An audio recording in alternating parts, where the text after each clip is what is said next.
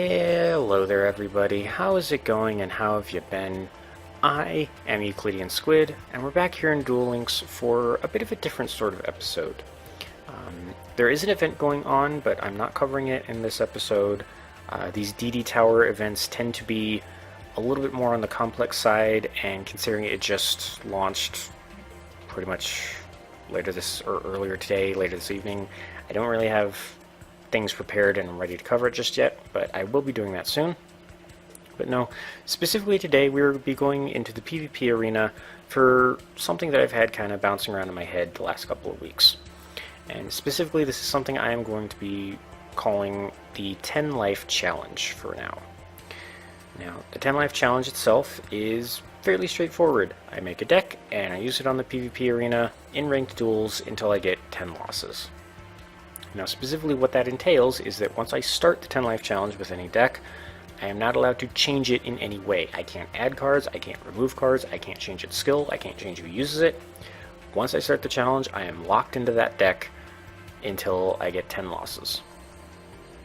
So, the general idea is we just keep dealing with it and see how many wins we can rack up before I get 10 losses. Pretty straightforward. And to begin with, this is a deck that I have been using in PvP stuff fairly recently, so I am a bit familiar with it. And it's one that I've been having a lot of fun with. I'm calling it Filigrane Destruction.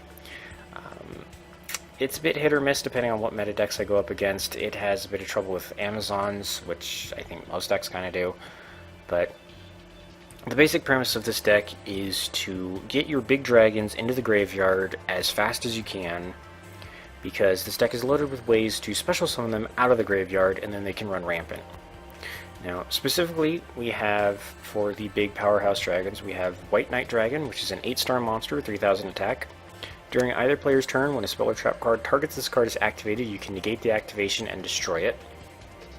When another face-up monster you control is targeted for an attack, you can send a spell and trap card you control to the graveyard to make the opponent's monster attack White Knight Dragon instead. So, bit of an interesting effect. I don't really use the second part too much, but being able to just ignore spell and traps to target is amazing because he basically says no to enemy controller, which is super prevalent. And honestly, 3000 attack is nothing to sneeze at, especially because I decided to set peak performance for this deck, which basically means I start with Mountain, so White Knight Dragon gains an extra 200 attack on top of that. The real star of the deck, however, is Filigrane Dragon. He's another 8-star, he has 2800 attack, cannot be special summoned except from the graveyard, and only if he was sent there from the field. Very specific, however, the second half of his effect is very powerful. When he is special summoned, target any monster in your graveyard, and he gains attack equal to that monster's level times 200. So, if White Knight's in my graveyard, and I special summon Filigrane, he gains 1600 attack. Literally, I have cranked this thing to be as strong as a Blue Eyes Ultimate Dragon.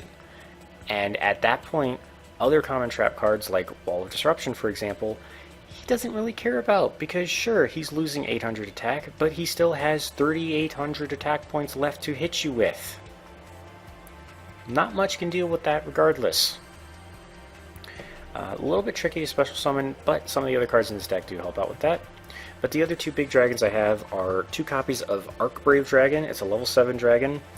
If this card is special summoned from the graveyard, you can banish as many face-up spell and trap cards your opponent controls as possible, and they gain 200 attack and defense for each. And once per turn during the standby phase, if this card was sent to the graveyard last turn, I can target any other level 7 or 8 dragon in the graveyard and special summon it. So, for example, if I had to discard White Knight, or if Filigrane was sent through from the field, and somebody makes me discard an Archbrave Dragon, which has happened, Archbrave then gets to special summon the other big dragons from the graveyard at the start of the next turn. So, I personally love Archbrave. He's really good at getting the others out, and sometimes banishing your opponent's face-up spell and traps is exactly what you need to kind of screw him over. But as for the little monsters, we have Guardian of Filigrane. He's a 4-star warrior, 500 attack and defense.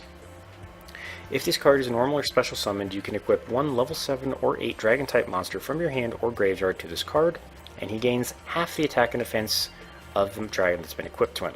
So if I equip a White Knight, he gains 1500 attack and defense, or 1500 attack, and then, what you got, 2500 defense, 2500, so 1250 defense. And I contribute one other monster and this card, target any level 7 or 8 dragon monster in the graveyard, and special summon it. So Guardian of Felgrand is one of the several cards I have to special summon the big dragons from the graveyard, but it does require one of them to be in said graveyard for its effect to proc. So you can't just, if Felgrand was in the graveyard and he was the only dragon, I can't just slap him on the Guardian and then tribute him in another monster to summon Felgrand, because Felgrand's not in the graveyard anymore. But anyway, then we have Lady of Deep, 4-star spellcaster, 1500 attack. Your opponent cannot target face-up dragon-type monsters you control for attacks. And if it would be destroyed by battle or by a card effect, I can send one dragon-type monster from my hand to the graveyard instead. She is excellent for getting some of the other big dragons out of my hand and into the graveyard, where they're a lot easier to summon from. And the simple fact that doing that means that she can't be destroyed in battle means that she's also pretty good at absorbing attacks if I have the right cards in my hand. We also have Dragon Knight of Creation. It's a 4-star 1800 dragon monster, actually. Increase this card's level by 4 during your opponent's turn only. When this card destroys an opponent's monster by battle and sends it to the graveyard, you can send one level 7 or 8 dragon-type monster from your deck to the graveyard. So again, one of the other key cards for getting my dragons into the grave. And unlike Guardian of Felgrand, he can revive them from the graveyard, but instead of tributing another monster along with him, I send a card from my hand to the graveyard and then tribute him. So if I have any excess cards in my hand, or if I just really need to, I can pitch a card from my hand, combine it with Dragon Knight, and summon one of the other big dragons. But my favorite monster in this deck is honestly Paladin of Felgrand. I love her so much. She's a 1700 attack point warrior, a little bit underpowered compared to some decks, but her effect is what makes her so good. If this card is normal or special summoned, you can equip one level 7 or 8 dragon type monster from your hand or deck to this card, and this card is unaffected by other monster effects while equipped with an equip card. This thing throws a huge monkey wrench into so many meta decks. Like, literally, Sylvan Marshleaf doesn't work against her, some of the Six Samurai effects don't work against her. It's awesome. And then, just like Guardian of Felgrand, I can tribute her and another monster to summon a level 7 or 8 dragon from the graveyard. Now, as for spells, I do have 2 copies of Anti-Magic Arrows. These are just amazing for locking down the opponent's back row when I have one of my big dragons in play, guaranteeing damage. I have 2 copies of Enemy Controller because I want to. It's a quick play spell. When activated, I can either target a face-up monster my opponent controls and change its battle position, or tribute one of my monsters, and then take control of an opponent's face-up monster until the end of my turn. And then this spell card is a little bit complicated, but it really helps out the deck. Ruins of the Divine Dragon Lords is a continuous spell that, if a monster is special summoned except from the graveyard while you control a level 7 or 8 dragon-type monster, that face-up special summon monster has its effects negated until the end of this turn. Then once per turn, you can send one other face-up card you control to the graveyard, special summon one Dragon Lord token. These 2 effects are the primary reason that I have this card in my deck, because this partners extremely well with the 2 Felgrand warriors, because, for example, Paladin of Felgrand will pull Felgrand Dragon out of my deck and equip it. Ruins will let me send Felgrand Dragon from the field to the graveyard and summon a token, and then Paladin contribute herself and the token to resurrect Felgrand. Pretty powerful. Not to mention that when I control one of my big dragons, any special summon monster that my opponent tries to play has its effect locked off for that first turn, giving me plenty of time to try and counterattack if need be. It does have a third effect that I don't really use that often. If this card is in your graveyard, you can send a level 7 or 8 dragon monster from your hand or face up on the field to the graveyard to return ruins to my hand. Haven't really used this part of the effect. Just the situation's never really come up, so I don't really care about that effect. But primarily this is here to synchronize with the 2 Felgrand warriors and to just make it harder for my opponent to use anything when I have one of my big dragons. Then when it comes to traps, I have Wall of Disruption. When an opponent's monster declares an attack, all attack position monsters they control lose 800 attack for each monster that they control, so pretty good when they have a field full of monsters. And then this is a recent addition, 2 copies of the Typhoon Trap card. I just target any face-up spell trap card on the field and destroy it. And if my opponent happens to control 2 or more spelled trap cards and I control none, I can activate this card from my hand. Not very likely, considering I do have continuous spell that I'd want to play, but just being able to destroy a face-up spell or trap card for free is pretty nice. And one thing about this deck is it is expensive, and that does lead me to another thing about the 10-loss trial, or 10-loss challenge. I like 10-loss trial. 10-loss trial is some of the decks I make may be super expensive, some of them may be super cheap, they may be gimmicky, they may be straightforward. More than likely, though, they will try not to follow the standard meta. I don't particularly have anything against the current meta decks, I mean, aside from a few, looking at you, Sylvans. But honestly, I feel like by focusing specifically on just what's really powerful right now, you can overlook some of the other cards that, while admittedly they may not be quite as good or as overpowered or as effective, can still lead to a fun and interesting duel nonetheless. And especially in situations where they kind of disrupt what my opponent's trying to do. Like, again, for example, there's been so many opponents that I've run into that had Sylvan decks that tried to use Marshleaf on Paladin to no effect, because she just happened to be equipped with an equip spell and is just immune to monster effects. So, with all of that out of the way, 11 minutes into this episode, we're going to go ahead and start our first duels. Really hope this goes well, really hope I get a decent opponent. I'm going to be trying to keep these episodes to about 25 minutes or so, so one particular deck is going to very likely have several episodes devoted to it when it's having its 10-loss challenge going on. And let's see, I get an opponent from Japan for my first rival. It is a Mako Tsunami player, so he's probably going to be using some kind of Sea Stealth deck, if I had to guess. Which is a little annoying, but we'll see how well I can deal with it. And yeah, because he's got Mythic Depths, so he's definitely running Sea Stealth. Not the greatest of opening hands. I don't have either of my Felgrind Warriors. I don't have any dragons for Lady of D to burn to protect herself. He's got 2 face downs and a 2100. And I draw another Ruins. Fantastic. Alright, well, I can at least throw together a patchwork defense at least. See what he does.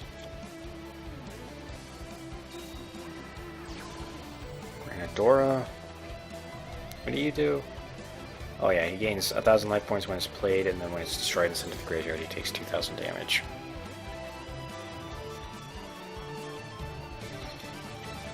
I'm going to take the Warrior of Atlantis attack to the face. It hurt, but I can manage. And I drew Archbrave. Not bad. Not bad at all. I've only had one of my other big dragons in my graveyard. And that is something else I do want to bring up just while it's occurring to me. Just because I am going to be using these decks on the higher ranking levels in the PvP arena does not necessarily mean they're going to be good, and it does not necessarily mean that I know exactly what I'm doing. So, if you want to replicate these decks, if you want to make your own twists on them, by all means go ahead, but I am in no way guaranteeing that they are going to be perfect. So we can use Lady of D's effect to discard an Archbrave, have at least something in my graveyard, and now I will go ahead and use Enemy Controller to stop his Warrior, unless he uses something to block it, which he probably is. Nope, he's just going to do it. Okay. Now...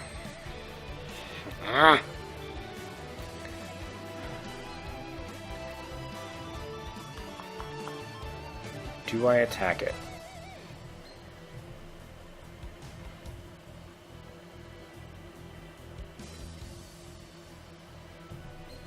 I'm going to.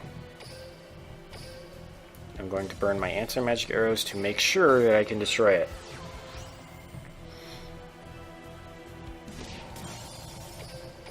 Okay. So now he has to summon something with at least 2,500 attack points to destroy me on this turn.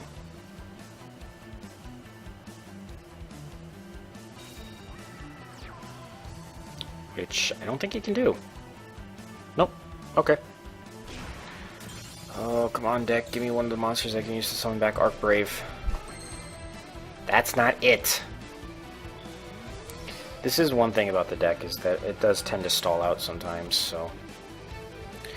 I'm not super sure what I could do to fix that. I mean, obviously adjusting the ratios of the monsters and the spells and everything else would work. One of the problems is that Guardian of Felgrand you can't get easily. Thank you for giving me Paladin. Okay, hold that train of thought. It's about frickin' time that I get back at this guy. Unless he does something to stop me right now.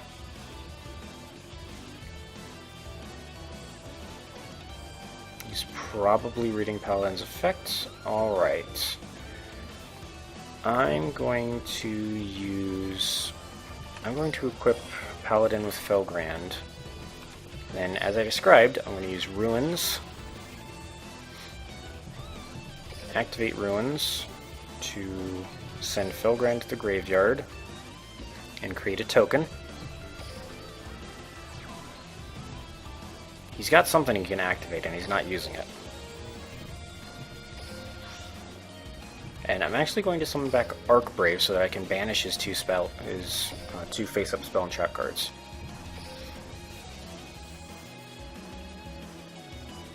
Plus, this way, if he does something to destroy Arcbrave, at the start of his next turn, I can resurrect Felgrand instead.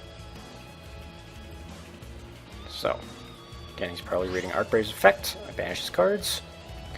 Now, let's go ahead and... I know I'm probably charging into a trap, but... I'm likely to lose anyway. And I have a contingency in case he does destroy Arcbrave. He's just stopping it. Okay. That's fine. I can deal with that.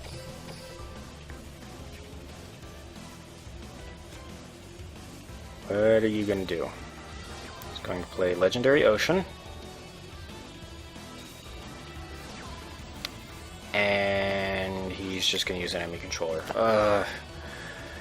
And that is one thing that this deck has no counter against, is just my opponent using the second effect of enemy controller to take my big dragon and attack me in the face.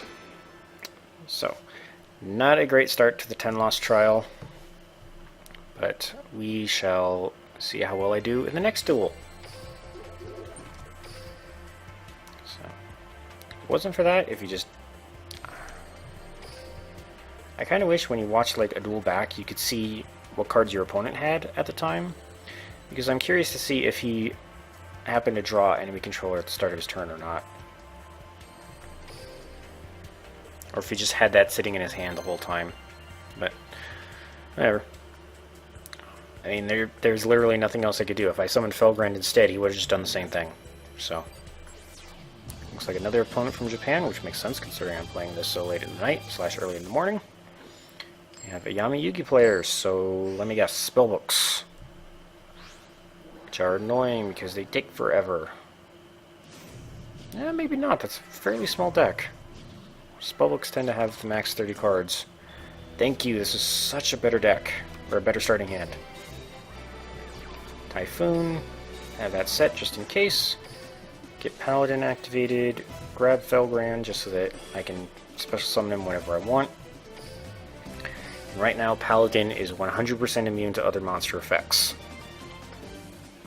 Let's see. What are you going to do in exchange? Set a card. I'm going to play Maiden of the Macabre.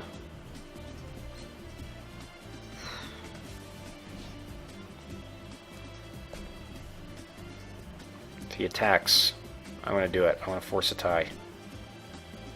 He's doing it. And you know what? Say goodbye to your field spell.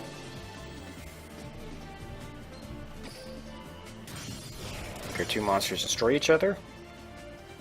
And what do I draw next? I drew a Guardian of Felgrand. So, guess who I'm going to play?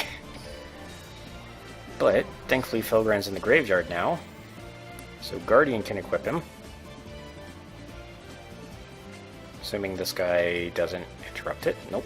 So, get to equip Felgrand. I got a 1900 attack point monster. I'm not going to use anti-magic arrows. I'm okay testing the waters.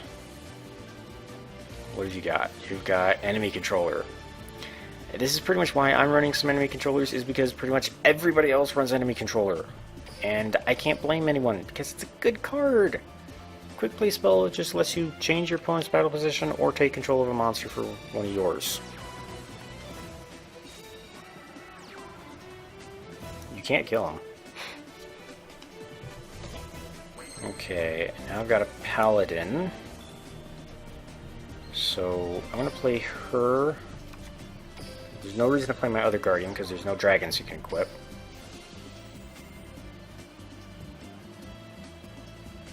Now,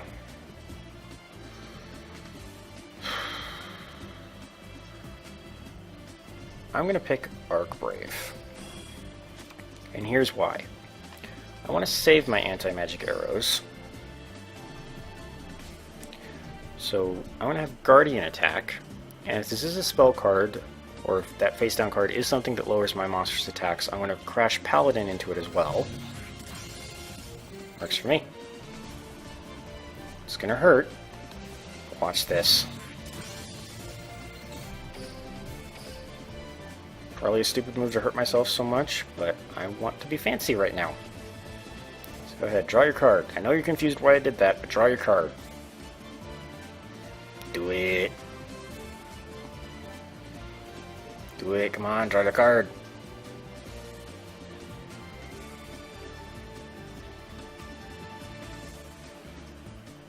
Come on, dude. There we go. Yep, I will use Arcbrave's effect to revive Felgrand. And Felgrand gets to use his effect, target Arcbrave, and gain 1400 attack points. Hi! Okay, go ahead, keep Mirror Wall. Even if I don't care. I can attack you through Mirror Wall and still win. That's how powerful Felgrand is right now. But do I... Or do I make him sweat a little bit more? There's no reason to summon Guardian, because it's just going to get well, no, actually there is a Guardian, because I got my own Wall of Disruption that I just played, so, yeah, let's go ahead. Play Guardian of Felgrand. Equip him with Arcbrave. And I'm not going to attack just in case he's got a Sphere Karibo. Oh, he's got a low connection. Okay. That, or he's just rage quitting. One of the two. This can kind of go either way.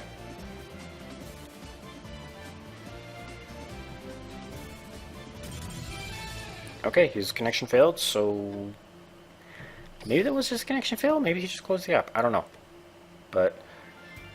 whatever happened, if he tried to attack with Maiden, or if he played another monster, I would have walled a Disruption and then won next turn. So... the only reason I didn't attack is because I didn't want to get hit in the face with Sphere Karibo, and then risk him counterattacking and destroying Felgrand somehow. So, we're now 1 win, 1 loss, and even though it's 23 minutes, let's have one more duel, just because I did spend a little bit longer than I was expecting describing the cards in the deck. And let's see what we get. Let's see if we end on a positive or a negative. Get somebody from somewhere in Southeast Asia. Playing Taya. Okay. I get to go first again. Let's see, you have Fusion, Extra Deck, Holy Guard.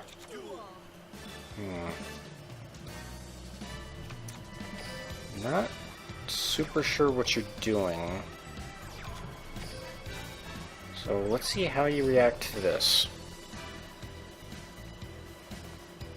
Trying to think, what cards have I seen that have fusion decks? Or extra decks, as I need to call them.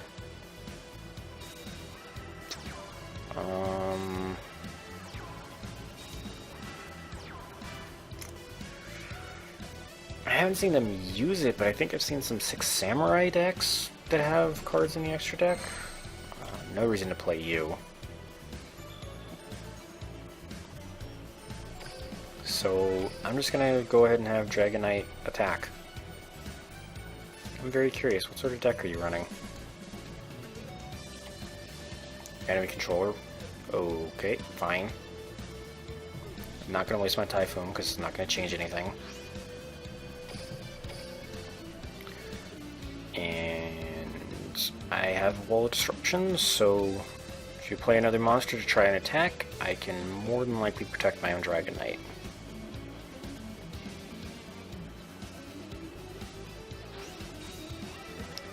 Oh, it's worms. Okay. So, we're seeing some of the new cards from the box.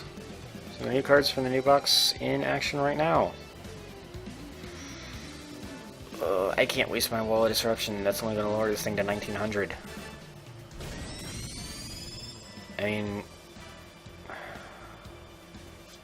Watch me draw my other Dragon Knight. One of my other Dragon Knights. Nope, Lady of D. Not helpful. But... So what do you do? Tribute one other reptile-type worm monster, select one card your opponent controls, and destroy it. Alright. So my guess is you're probably anticipating Wall of Disruption. So, if anything, I think this Taya is going to play other worms and then immediately feed them to Worm King to start destroying my cards. Or... can you? No, okay. Well, yeah, watch this, because each monster they control, so this is going to drop Worm King's attack down to 1100.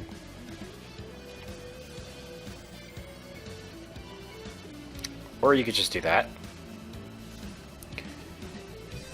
Well, it's still going to reduce Worm King's attack power, just not by as much, and unfortunately he's now going to hit me in the face with it. So, that's cool. Can I draw Paladin, please? Paladin's like the savior for this deck. Not, well... you help at least. Actually, you're perfect. Right. I didn't want to... I didn't click the activate effect button, game. Fine. It's from my own mountain because I freaking misclicked. Alright. Anyway, you have no spell and trap cards on your field to protect you against this. So, Ruins combo is a go. Get rid of Felgrand. Token, Guardian combines with token to resummon Felgrand. And everything in my graveyard is level 4, so just pick something and give them the 800. And attack. Yes.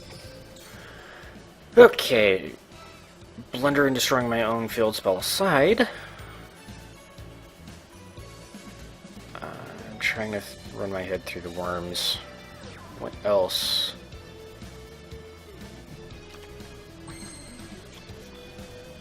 Yep. Here's something we can use. Actually, it's actually pretty good to have Paladin, because with her being immune to monster effects, she's the safer one to attacking worms. Okay. Card gains 1 energy defense for each reptile type worm in the graveyard. Here, okay, blow up my ruins, why don't you? Opponent takes battle damage from attacking this card, destroy... Okay, fine. Stupid worm. Now, I still have Paladin, he's immune to monsters, and I still have something with 3600 attack. The only thing I'm really scared of right now is a worm that can destroy monsters. Just by a flip effect, like Man-Eater Bug. Okay. I will happily play another Paladin.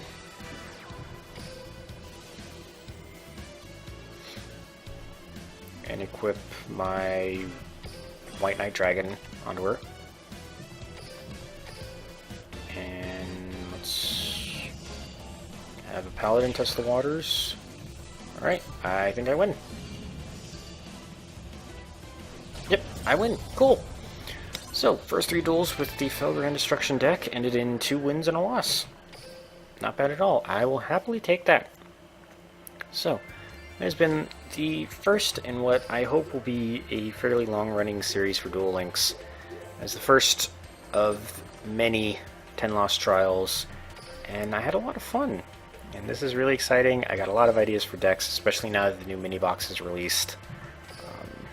Had a lot of ideas for decks beforehand, with things from spellcasters to various machines to just nutty, bizarre stuff. But anyway, that has been the 10 Lost Trial, and thank you all so much for watching. I hope you all had a great time, and I hope you all have a great day. I will see you all in the next episode, and take care.